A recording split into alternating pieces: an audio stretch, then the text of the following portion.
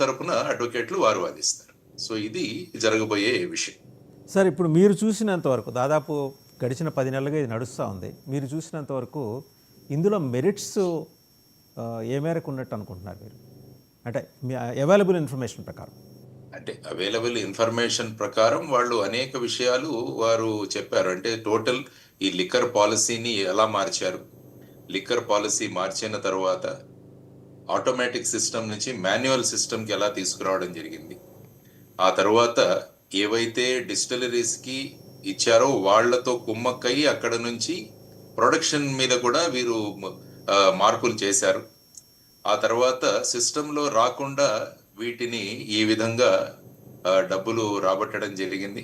తర్వాత వీటిని ఎక్కడో ఓవర్సీస్లో ఈ అమౌంట్ అంతా కూడా ఎక్కడో దుబాయ్ లాంటి ప్రాంతాల్లోకి వెళ్ళి అక్కడ దీని గురించి చర్చించి షెల్ కంపెనీస్ ద్వారా ఈ అమౌంట్ అంతా కూడా డైవర్స్ చేయడం జరిగింది.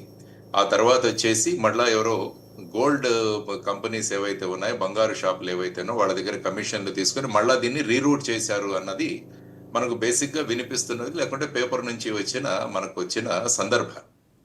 సో ఈ విధంగా మనీ ట్రయల్ అన్నది కూడా వారు సిట్ వాళ్ళు బయటికి తీసుకొచ్చారు అన్నది మనకు వినిపిస్తున్న వాదనలు అన్నమాట.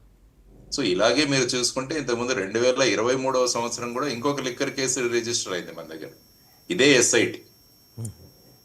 ఈ లిక్కర్ కేసులో వాసుదేవరెడ్డి గారు ఎవరైతే ఉన్నారో ఆయన ఇందులో అక్యూజ్డ్. ఆ లిక్కర్ కేసులో ఆయన కంప్లైనెంట్. ఆయన కంప్లైంట్ మీద ఆ కేసు రిజిస్టర్ అయింది. అంటే అప్పుడు వారు చెప్పడం ఏంటంటే ఈ కొన్ని కంపెనీలకి మాత్రమే ఈ విధంగా ఆదేశాలు ఇచ్చి వారికి ఎక్కువ ప్రొడక్షన్ చేసే అవకాశాలు కల్పించి, తర్వాత ఇక ఎలక్షన్స్ దగ్గర అవుతున్న సందర్భంలో మళ్ళా వాళ్ళ ఈ లైసెన్స్ను కూడా 2026వ సంవత్సరం వరకు ఎక్స్టెండ్ చేశారని ఆ కేసు తోటి జరుగుతుంది. ఇదే సేమ్ సిఐడి దగ్గర ఇది ఒక కేసు, 23 కేసు.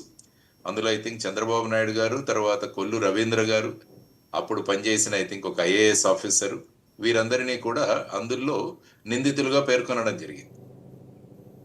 సో తర్వాత ఇది 2024వ సంవత్సరంలో రిజిస్టర్ అయిన ఇదొక లిక్కర్ కేసు. కాబట్టి ఆంధ్రప్రదేశ్ సిఐడి దగ్గర ఇప్పుడు 2 లిక్కర్ కేసులు ఉన్నాయి. జనరల్గా ఎలా ఉంటుంది సార్? అంటే ఇప్పుడు they have to go by the stand of the government కదా, ఎగ్జిస్టింగ్ గవర్నమెంట్. ప్రస్తుతం ఉన్న ప్రభుత్వం ఉండదు. ఎప్పుడు కూడా పోలీసు ఎవిడెన్స్ మీద వెళ్ళాలి, గవర్నమెంట్ మీద ఆధారపడదు ఎప్పుడు కూడా. మరి ఆ పాత కేసు సంగతి ఏంటి సార్? అప్పుడు పాత కేసు మరి అడగాలి, మరి పాత కేసు ఏమైందన్నది కూడా బయటికి రావాలి.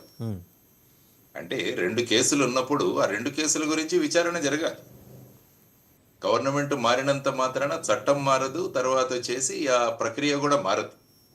ఒక టైంలో ఎఫ్ఐఆర్ రిజిస్టర్ అయిన తర్వాత ఆ ఎఫ్ఐఆర్ని లాజికల్ కన్క్లూషన్కి తీసుకువెళ్లాల్సిన బాధ్యత పోలీసు విభాగం మీద.